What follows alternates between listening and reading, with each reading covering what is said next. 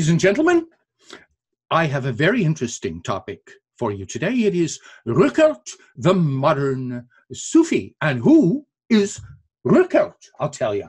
I wrote it so well in the first paragraph of the intro that I can do no better than just read it for you. He's almost unknown in America. A few people know about Friedrich Rückert, or Rückert if you want. You just start it with like the name of a chess piece, Rückert.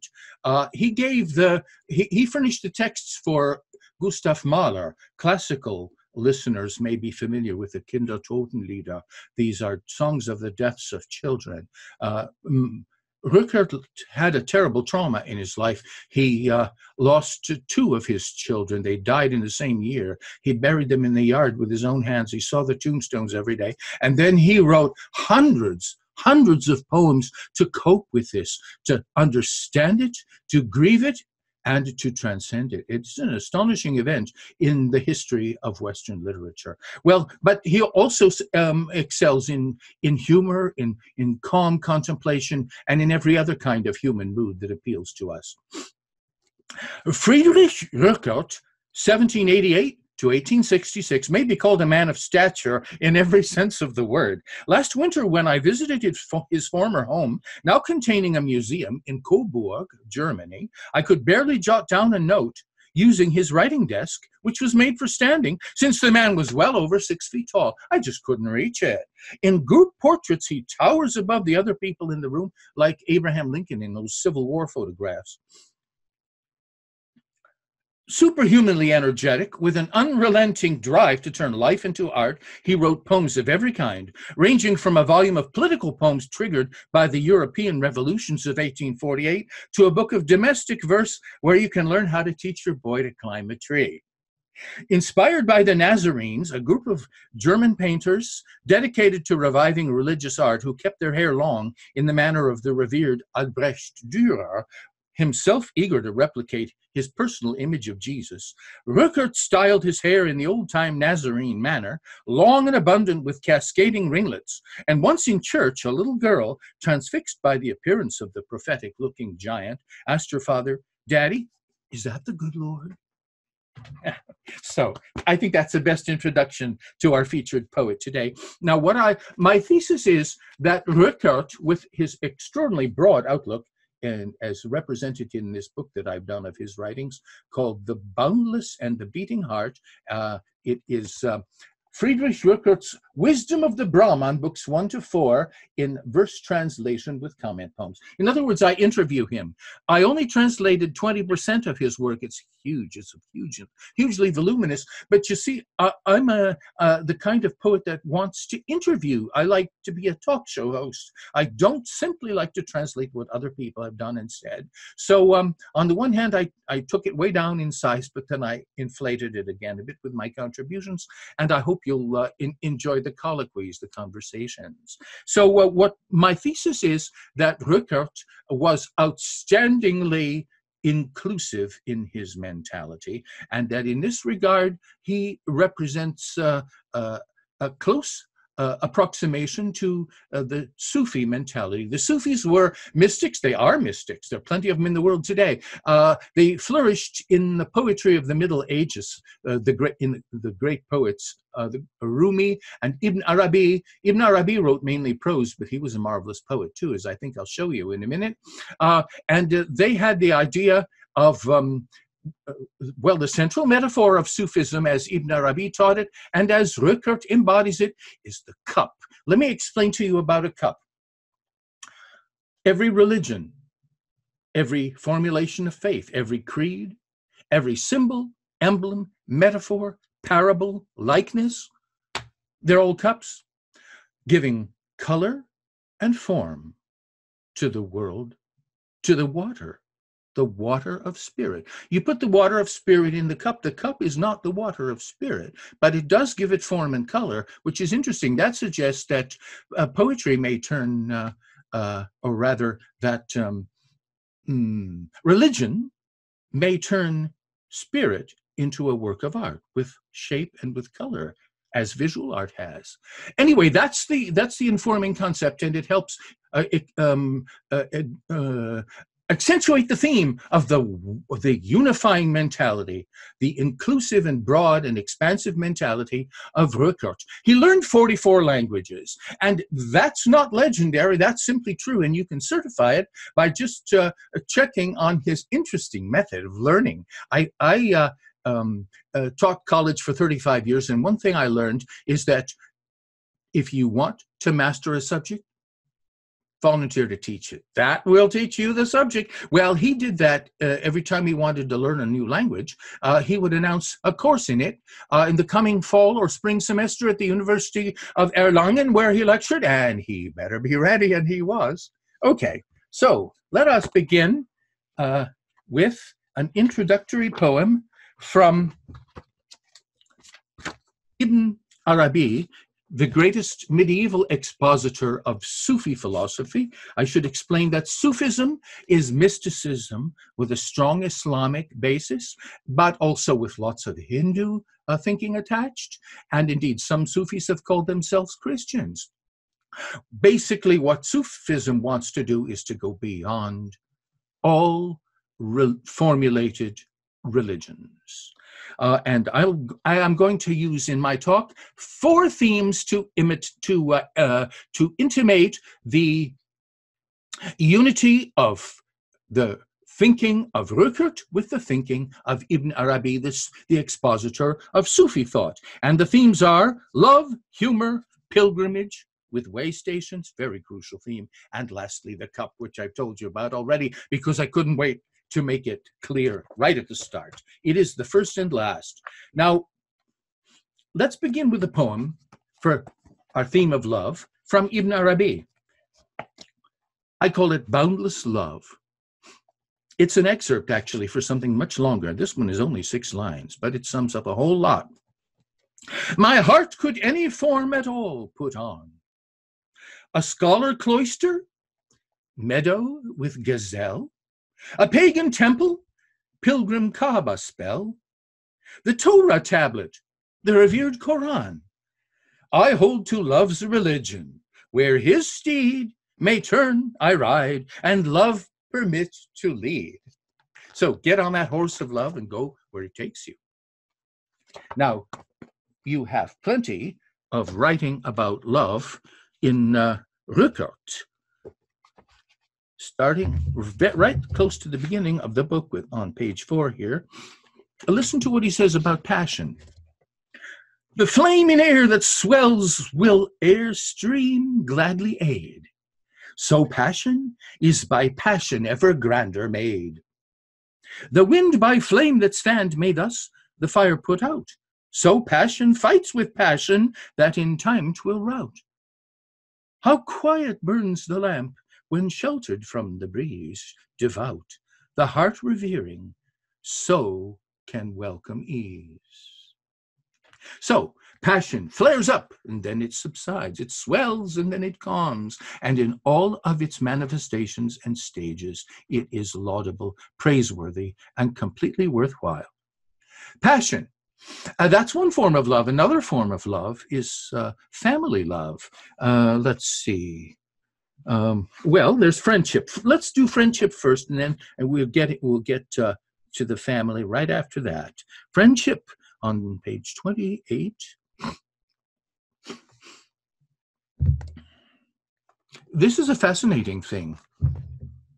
If you an alien world should enter, you will see a space that frightens, alien beast and face and tree. But looking at the ground, you'll spy familiar stone.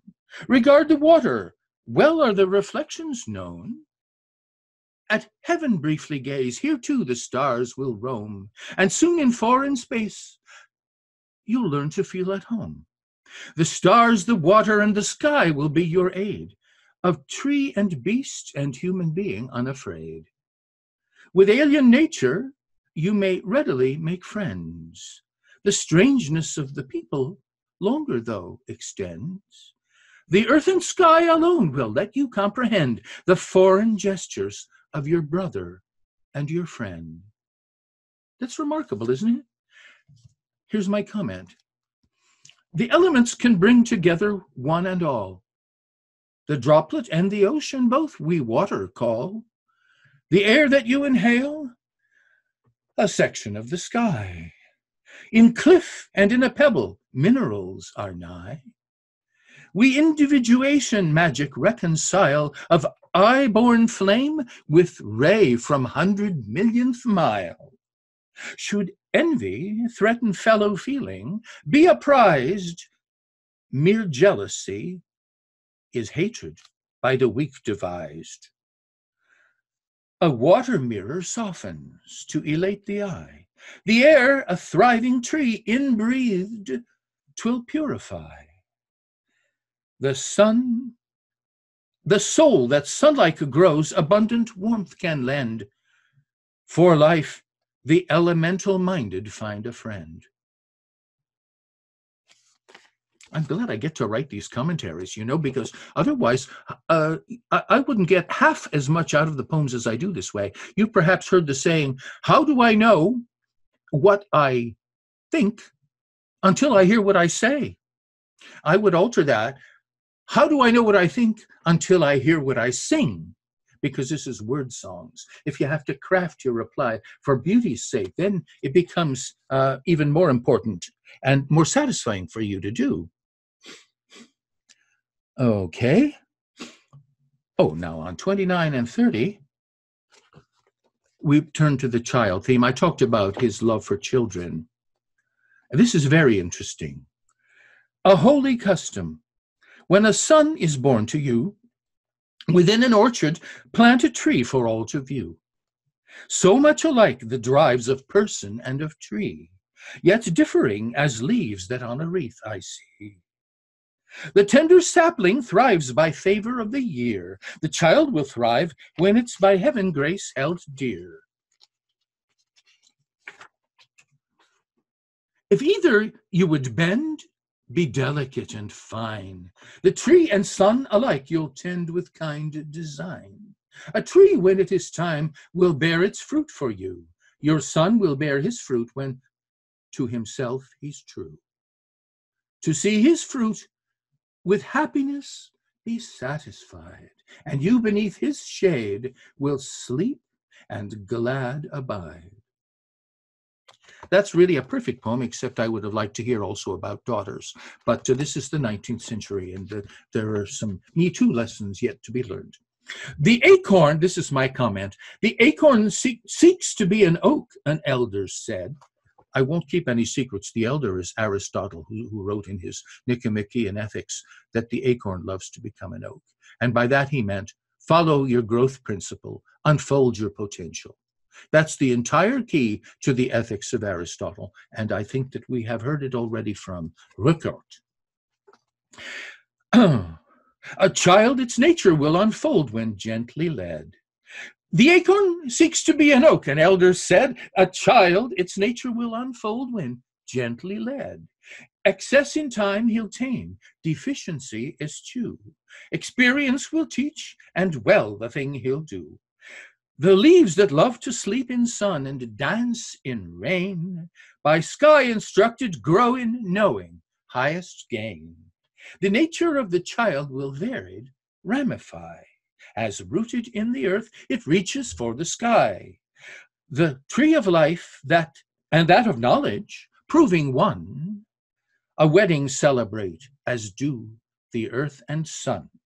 The branchings of the veins and nerves and arteries present within the child a reaching like the trees. A cedar planted in the courtyard of the Lord, when to its nature true is granted sweet reward. I took a little help from the Psalms of David there. Now,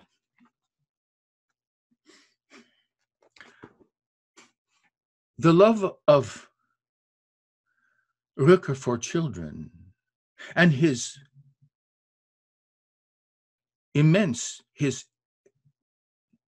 depth-directed regard for their feelings comes out in this highly unusual and important poem. You can tell, I think, when you hear it, that he feels deeply about it. And that is, it's the topic of jokes and the need to be careful when you joke with children and not to hurt their feelings. That's an important poem to have written. I've never seen anyone else address this theme.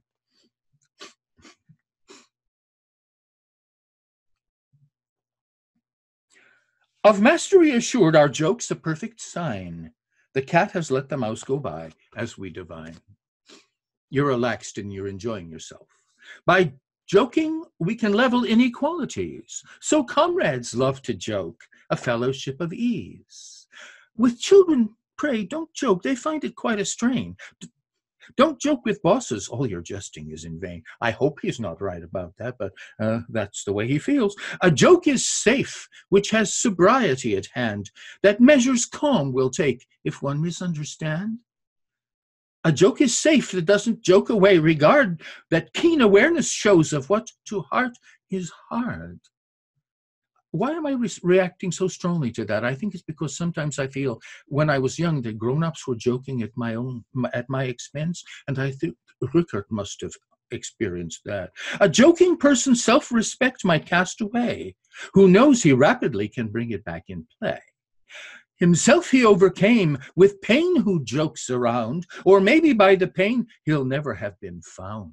Oh, that's terribly important. Jokes as therapy. Dismay we rhyme with play, and art we rhyme with heart. The artist's mind will play to our dismay impart. I like that very much. Okay, now we're on the theme of humor now. That's my second big theme, and I love it. I have to admit that Ibn Arabi, our medieval guide, is not going to help me too much here. He's a serious person. He has dealt, used to think he dealt with every subject on planet Earth, but I see that humor is not anything he addressed directly. So there, I would pick another Sufi teacher, Nasreddin Hoxha, the comedy hero of Turkey. I went to Istanbul, and he is still being featured today, even though he lived in the Middle Ages.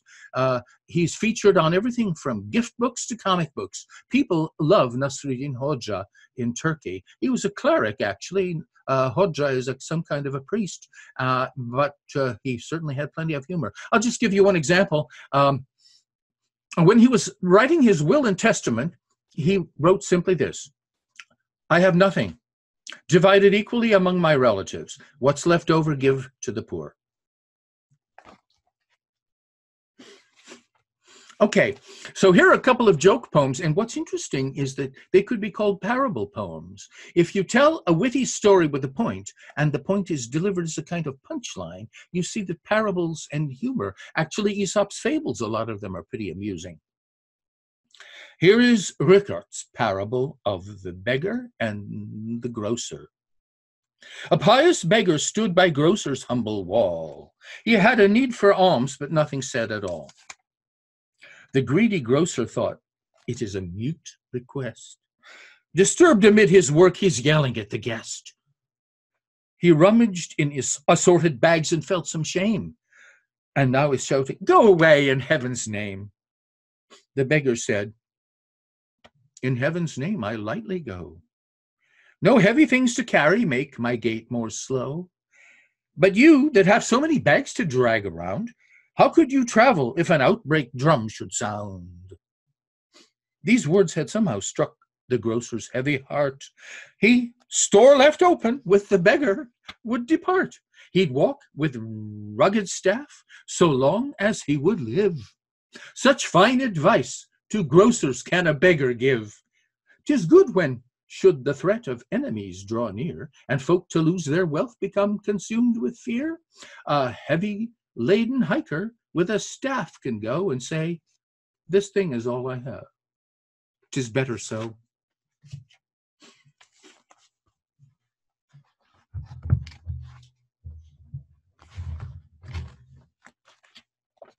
Okay, I'm enjoying this. And very often we find that Sufi writings can turn into a festival of jokes. In fact, Idris Shah wrote a book called Wisdom of the Idiots, where he made Nasreddin Hoxha, Turkey's foremost joker, the center of instruction for the first half of the book. Here's a little fable about an eagle. An eagle came to visit at another's door.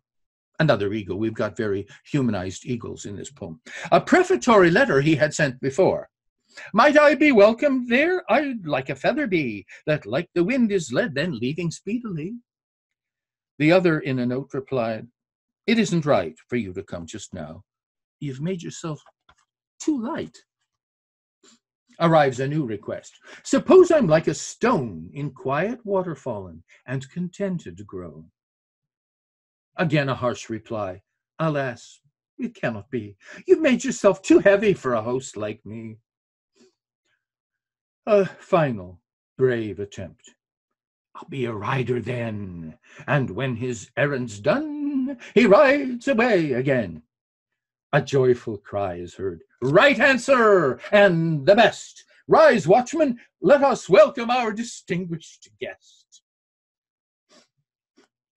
Well, I needed a really good reply for that one because that's just excellent. And it happened, I wrote several hundred of these poems in the home of Shahid Alam and Barbara Alam. I was their guest in Stolberg, Germany, an ideal place. They both love poetry and they were willing to be the host of a poet for a month. And sometimes I would read something to Shahid and he would say, that reminds me. And that's what you have here. This is a story that he learned, Shahid Alam, growing up in Pakistan. A man, a boy, a donkey walked along the road. A stranger met the three and asked, no donkey load? A beast of burden and with nothing on its back? Why not relax and ride if packages you lack? So now the boy was riding. Came another man and said, that's not respectful. Tell me, if you can, why on a donkey rides a strong and active boy whose weaker father no such comfort can enjoy? So now the father's riding. Someone else objects. A lazy parent. See how he the child neglects. Now father, son together on the donkey ride. A new rebuke. How can that animal abide a doubly heavy weight? Some pity must be owed. A man, a boy, a donkey walk along the road.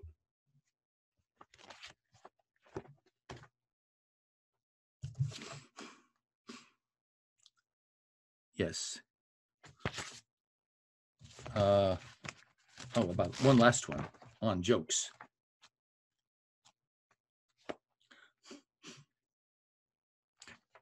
This appeals to me most particularly because it's joking about getting older.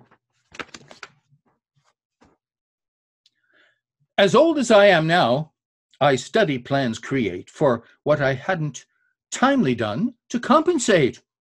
I hope that step by step I'll finish off each thing that would in youth have taken but one leap, a spring. Should death step in between my promised plans and me, 'twould all be finished off. A single leap, you'd see. Well, here's my reply to that. In youth we do the leaping, then in later years a stealthy menace being leapt upon appears. Why grant the foe the total benefit of stealth?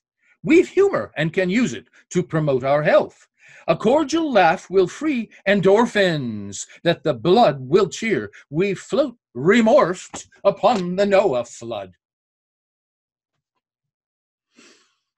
I did that. I made that up, but it's very much in the Sufi tradition. Noah was famous for his fondness for wine, and the Sufi poet Hafiz says that people talk about the Noah's Ark. Let me tell you what his real ark was. It saved him from the flood and every other kind of mental and emotional chaos. It was the flask. Okay, now we're ready. We're ready for second theme. Well, we've had two, actually. We've had love and humor. And now third theme of the four is pilgrimage. Pilgrimage is very important. Pilgrimage is important by means of the way stations that we attain, because as we travel, we reach certain points where we need to stop and think over what it is that we've learned, what stage of wisdom we have attained, and where we might go next for more, for something yet better. So Ibn Arabi tells of the way stations. This is utterly central notion in Sufi thought, and nobody takes it farther in modern times than Rückert. The stages on the way are names you enter when you feel prepared. I'll just explain one more teaching of Ibn Arabi and Sufism generally, and that is the notion of the names of God. There are 99 of them in the Quran, and they don't actually name God. God is nameless, but they are rubrics of his qualities. And God has, as ultimate being, an endless potential, an endless collection of potentials, and these are his various names. And what happens sometimes is a name may be sounded or may appear in the form of an angel, as the angels that came to Abraham with news that he would bear, he and Sarah would have a son, as advanced in age as they were. Angels bring good news, and the thing that the angels of the names of God bring is the news of potential, some potential in your identity, that if you wish to adopt the name as a possible name for yourself, you may come to embody, you may come to love, and you may come to realize. And if you realize one of God's potential characteristics as fully as possible, you may add a very great deal to the being of the Almighty himself. It's a wonderful prospect. Let's start again. The stations on the way are names you enter when you feel prepared. If patience be the godly place you've chosen, every moment more will you acquire of changing wisdom. So will patience be revealed. The servant, learner, will be pleased each time again he gets to know a virtue, and the master grace and favor gains. A holy name by shared desire is realized, admired, and loved, and unconcealed.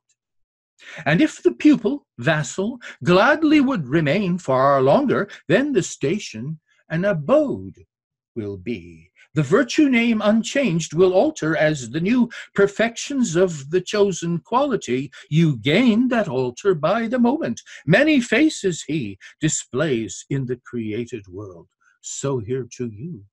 Each of these rubrics of qualities, patience is a virtue, yes, but you will discover more truths about patience, more depth, more height to patience than you would have ever thought possible if you dwell upon the name and assume it as your identity for a while. Let's see here.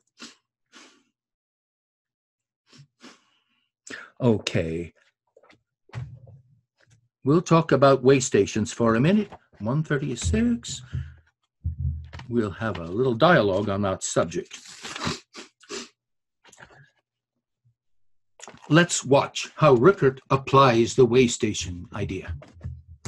You're asking, in what land 'twere best to live, and how to dwell in ways that purpose, happiness allow. Live on a heaven bright and self-regreening field, where rest in pleasure will the breast of nature yield. Live on a farm, well planted, irrigated too, requiring just the kind of work that's right for you. Live in a bustling town, by a multitude aroused, with folk who love exchange wherever they are housed. Live in a desert where no folk nor nature give you help nor interfere.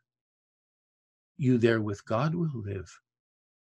Wherever you may choose, you still can be and stay a human being living in a human way. You can't go wrong if you take that for your life's philosophy. In other words, any place can be a way station.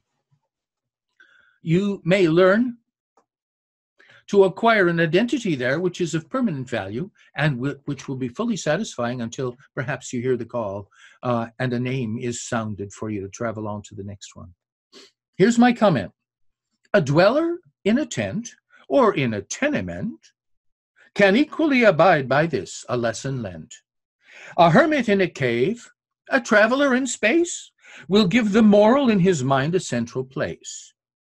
A camper near the sea or in a home of ice will gain a grand advantage from the wise advice. A politician rich, a worker in a mine, can orient himself, I hope, by such design. A teacher at a desk, a pupil with a pen, will benefit if they apply the regimen. A poet, this in view, computer entertained, a sober sense of duty blent with pleasure gained. My own personal identity at the moment is poet. It has been for 15 years. And I love to talk about the playfulness of the computer. Your hands just scamper over the keys and you get to type as fast as you think. It's like the most delightful game a child could possibly ever have imagined. So let's try one more dialogue on, let's see, 219. On the theme of way stations.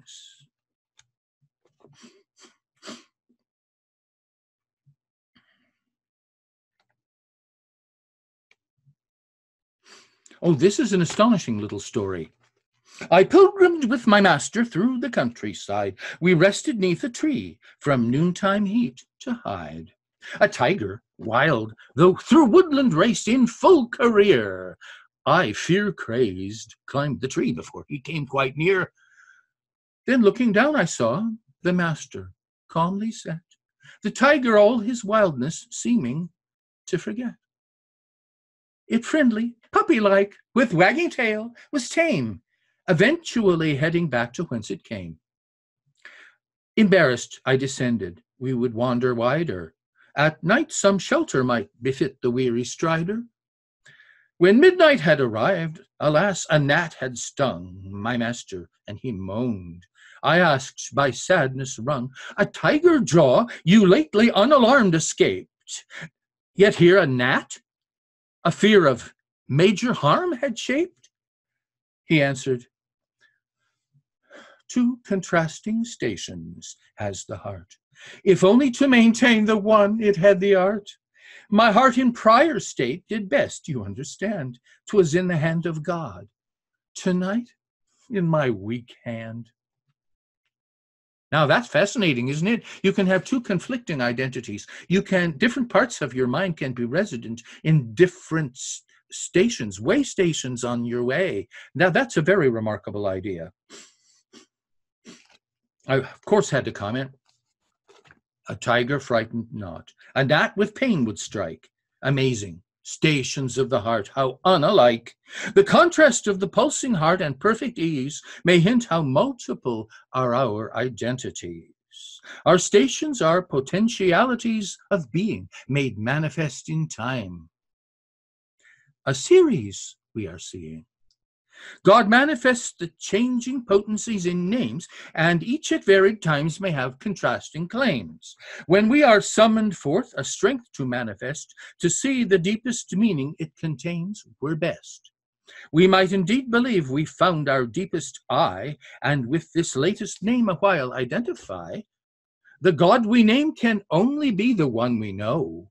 At any time when we through life's becoming flow, to focus on the past or cultivate remorse may hamper our progression on the forward course. The stations of our heart, ourselves, our names, our ways, we manifest in time the bright, the timeless rays. Okay, way stations. Now let's try the cup idea. Don't think I read you the Ibn Arabi poem yet on the cup.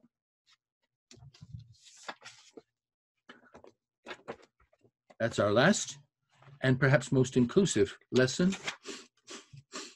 Ibn Arabi tells of the cup. Junaid said, water will the cup's own color take. The essence of the real cannot be named or known. It has to be made manifest. I gladly drink what my preparedness had made me thirsty for.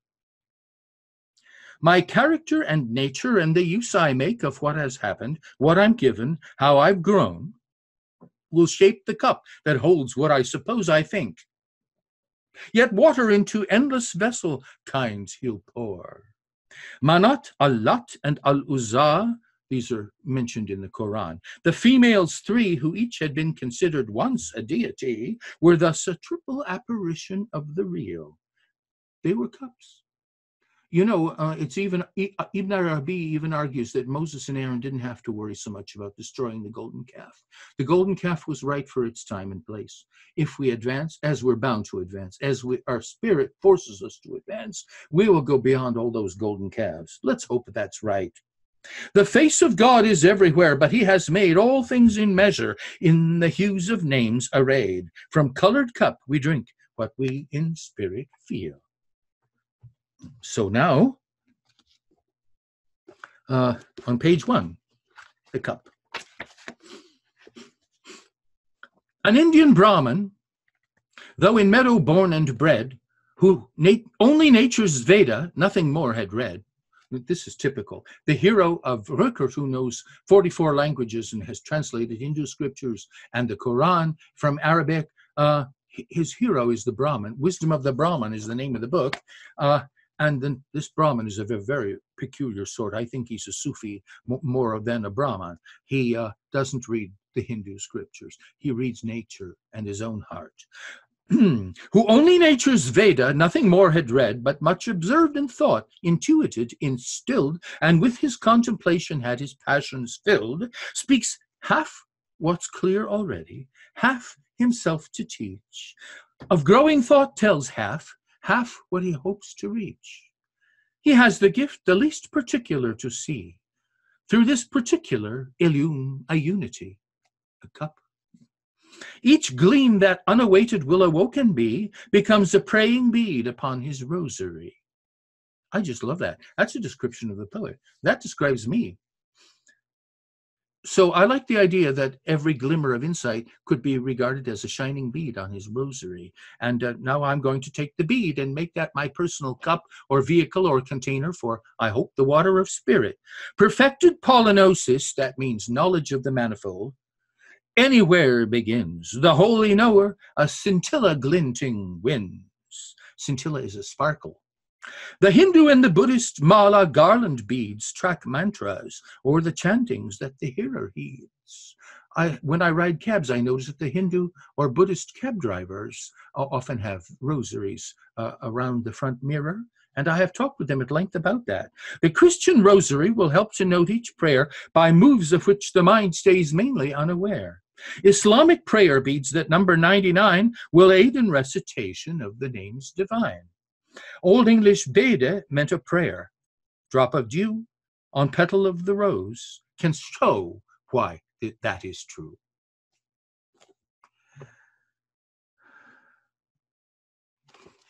Now let's try a sample cup. Here's a man who has adopted the name of mildness. He's learning what he can, everything he can about that virtue. A mild man was advised, your mildness put away. It's made you poor. The mild one felt required to say, the mildness I from the divine example learned. My God is mild, and thus I've mildness amply earned. I fear that if the mildness I should set aside, the mildness of my God no longer would abide. That is his way station. That is where he should abide for a while. The way station turned into an abode. He's really attached to it. Now, I have a comment on that. I changed the mood a little bit. The god of birds will be sublime in flying skill. The god of viruses will multiply and kill. Whatever god we think of or suppose we know will have a shape. The cup contains the water flow. The God that we commend will be the one we see and mirror in its form our own mentality. The God you see is the one you're capable of seeing. So if you know yourself, the more you know yourself, the more you know your God. Well, 122 and 123, we have a very nice little fun dialogue about this. This is really all about different sorts of cups. And the question is, can something written be a cup? Can a book be a cup? If a book can be a cup, can a sentence be a cup? Can a word? I'm going to deal with that now. About a certain king 'twas said that he of late had many books collected, burdensome in weight. And when he'd take a trip, he'd lead 1001 strong camels bearing volumes till the trip was done. But after traveling, he'd come to realize he didn't need a book supply of such a size. And for his further trips, he asked 1001 great sages if they'd excerpts make, and they'd begun. They made a single book, which would for kingly rule a guide provide that could be carried on a mule. The newborn slender book, adorned with craft and care, was of a sort that any mule would gladly bear. A better project, though, would make the king more glad. Excerpted excerpt? Could such a thing be had? And so they summarized for him the little book in just a single saying. Might he take a look? He memorized it quickly and retained it well. A tiny guide to life and kinship, kingship, mighty spell. Did he in these succeed? If not entirely, why? He hadn't made the saying, merely waiting nigh. One insight, though, is clear, a hint that we could take. From piled up books, a little simple life guide make. So that makes your cup a sort of thermos. Put it in your pocket, a nice small one.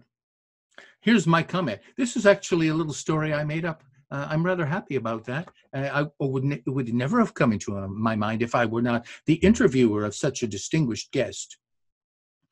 A pupil loved the scripture, yet his memory, he feared by learning's weight would overburdened be. He organized a group of fellow pupils who were plagued with equal fear. 'Twas clear what they should do. The length they lessened of the heavy tome by half. But it remained so long, they wept, then had to laugh. They took the book, again they halved it, as they might, and yet for mastery the prospect seemed not bright. Let's have the half of half, they said, and so they did, and still their desperation barely could be hid.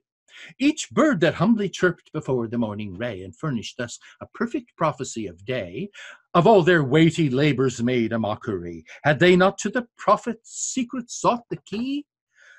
They guessed that minds within a single chapter might the wisdom focus by a single narrow light. And then in high excitement 'twas decided they'd present the scripture in a saying, which they made. That saying they in turn rejected. It was better to sum the scripture up in its beginning letter.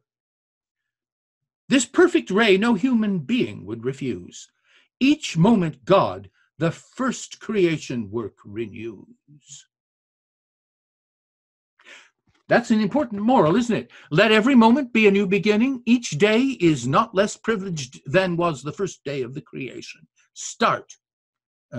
Every art begins with start. Anything else that I have to say about this? Yes.